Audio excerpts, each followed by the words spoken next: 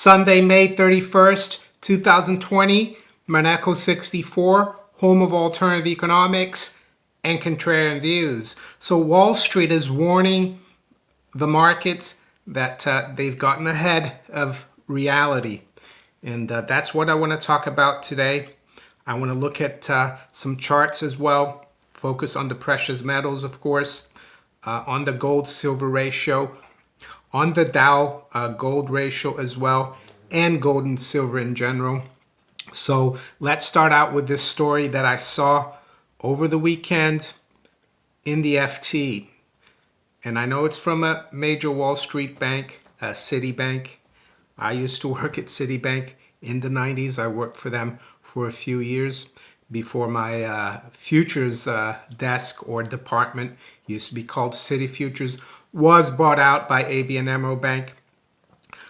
Anyway, we know, of course, Citibank has been bailed out twice in the last 25 years, once by a Saudi sheikh, and the second time by the American taxpayer after the '08 crisis. Be as it may, let's look at what they're saying, because they are, how can I say, involved in the markets. They're involved with corporate clients. So I think it's important that we look at this story. Citi warns markets are out of step with grim reality. Tougher times ahead as a result of pandemic, says co-head of investment banking. Let's go through the story. Citigroup said financial markets were way ahead of reality with tougher times to come, warning corporate clients that they should raise as much money as they could before the pandemic's true cost is factored in by investors. So what could that mean, the true costs? I think what Citigroup is saying is that governments are going to have to spend even more because of this crisis, and that's going to mean even more and more debt for Uncle Sam. And I think they expect maybe interest rates to start rising. They also expect credit spreads. And what are credit spreads? Well, those are the spreads between corporate bonds and U.S. Treasuries. I think they expect that to widen, and that would mean that corporations would find it harder and harder to borrow cheaply. I think what this means as well is that the Treasury and the government will crowd out the capital markets, and that's why, in my opinion, Citi is warning about this.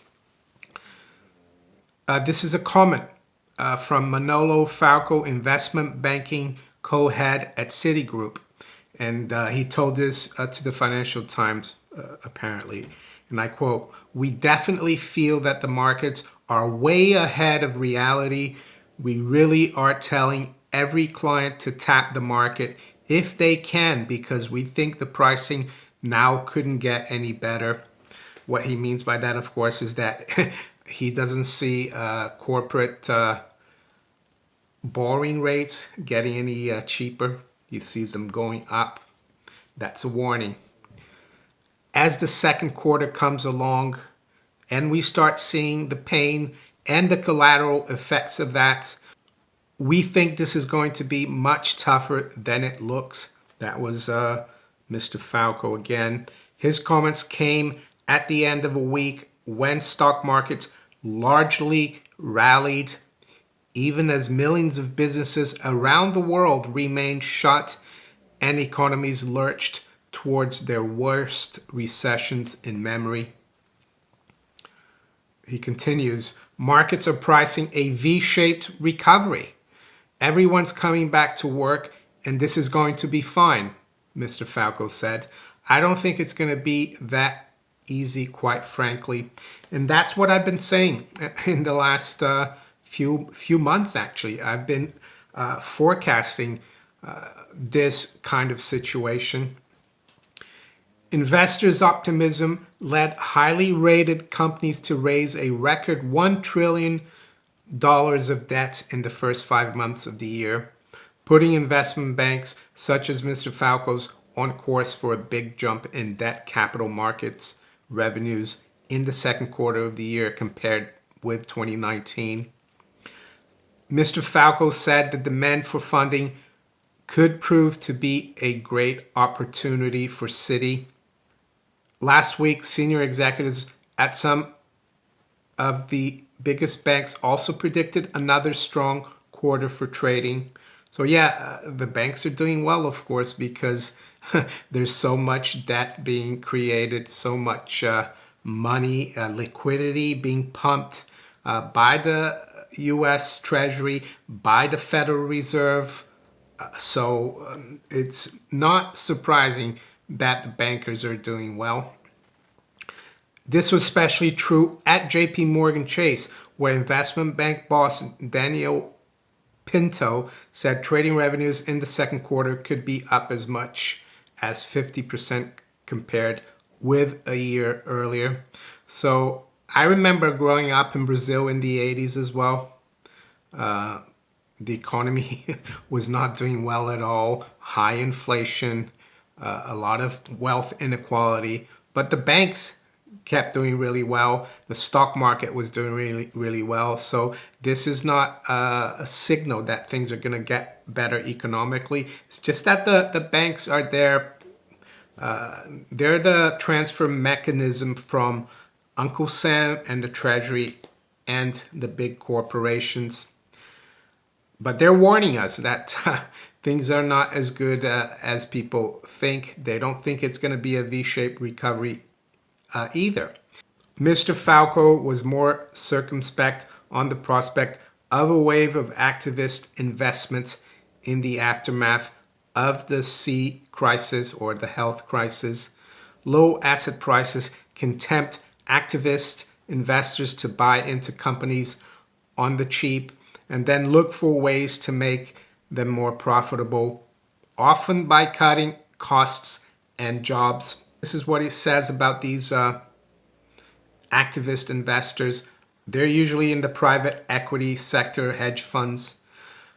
You gotta be careful though, because an activist can become very quickly a focus of governments if they really step in too hard at a time when what they want is to protect employment and actually get things going in the economy. Mr. Falco said, we've got to be careful because in some cases, maybe those investments are at the wrong time and could create a lot of anger. Well, we're seeing the anger, aren't we? I don't have to talk about what's happening this weekend in the United States, and it's been happening in other parts of the world for the last couple of years.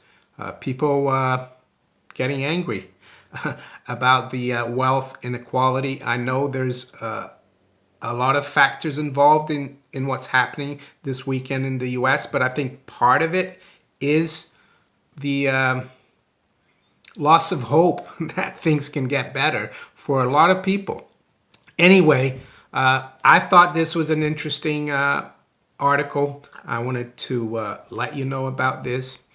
It corresponds to my views about the economy. So now let's look at the charts, gold-silver ratio, the Dow Gold Ratio, and then the gold price chart and the silver price chart. Gold-silver ratio, I think this is a really interesting chart. Of course, this ratio got to unprecedented levels earlier this year, back in March, when everything was kicking off. We got up to a high of almost 128. Historically, I think back in the early 90s, this ratio got to around 100 or 102. So this was when silver got really hit hard. We went down to around $11, right? But now it's coming back down. And historically, as I've said many times in a lot of my videos, in a really strong precious metals bull market, gold and silver, you need to see silver outperforming gold. A gold-silver ratio that is dropping means that silver is outperforming. So we need to see that. And I think the move that we've seen in the last month or so here in this ratio and last week is very encouraging. Earlier last week, we were testing the 100 level, but we finally broke through this 100 level late last week. And I think we're on the way to 80. Difficult to say the time frame, but it could be quicker than we think. And 80 is a key level. It used to be a resistance a few years ago. So it's going to act as a bit of a support, I think, now, 80. And it's still highly elevated. Of course, historically, the last few hundred years, or even more, that ratio actually makes more sense to be around 15 to 1 or 16 to 1. In the last 30, 40 years, it's been different. But I think if we have a really strong precious metals bull market, we could see this ratio get back below 50. We're not there yet, of course. So now the Dow Gold Ratio. And I like to look at the Dow Gold Ratio because it really measures the industrial and economic health of the United States in terms of real money. You've probably watched some of my videos recently where I pointed out that the Dow Gold Ratio topped in October 2018.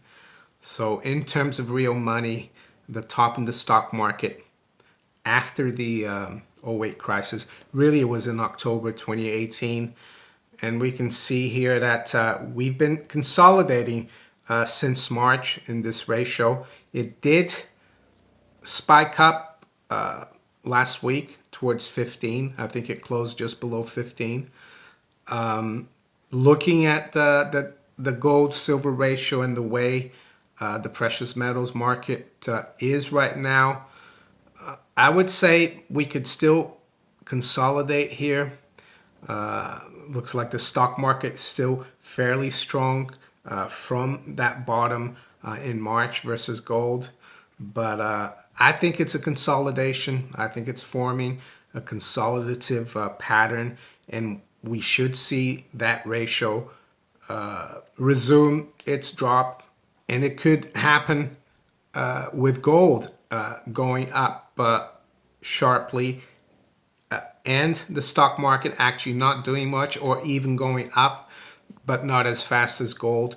Or it could mean that gold is still quite firm and the stock market is going down. Let's look at some charts. I know I made a video maybe 2 weeks or a little longer ago about gold, that $2,000 gold would be imminent. I still think it will be, but I think it might take just a little longer. I was thinking beginning to middle of June because of the flag formation on the daily chart. But things haven't moved as quickly, even though gold still looks very good on the monthly chart. I mean, we could easily get above 1800 towards 1900 in the next week or two. So it's not that far. And I'm not trying to be, how can I say, a forecaster, short-term forecaster of prices. I still believe precious metals, gold and silver, are a good form of savings that people need to stack as much as they can over the long term. My call a few weeks ago was more of a trading call, I guess. But yeah, it doesn't mean much in the scheme of things in the long term, I would say. So as you can see here, we're at around 1730. We closed the month of May. So on the monthly chart, it's still looking very good. So I think an attack on 1800 would get gold to move even faster. There's not much resistance above 1800 until 1920, which was the all-time high. Silver, this is a weekly chart of silver. I think it's looking very good as well. I think we could be at 20 very soon. The key level still in silver is just above $21. That was the high from July 2016. That will be a key target. Now, if we're able to trade above that level, close above that level, and stay there for a significant period of time, it would be very bullish for silver. And just to finish off, isn't it ironic that George Floyd was arrested because he was suspected of having a counterfeit $20 bill? Can you imagine if law enforcement was as diligent as they were because of a possible $20 counterfeit bill with the Federal Reserve and Jay Powell, who've created trillions of dollars, counterfeit dollars in the last few months? Well, that's the way the world works, unfortunately. So if you enjoyed this video, make sure you hit the like button. Please share it far and wide. Think about subscribing to my channel if you haven't yet. And you can also follow me on Facebook, Twitter, and all these other platforms below here. So I am making my live stream tonight at 9 p.m. London, 4 p.m. Eastern Time, and I'll see you later. Take care. Bye.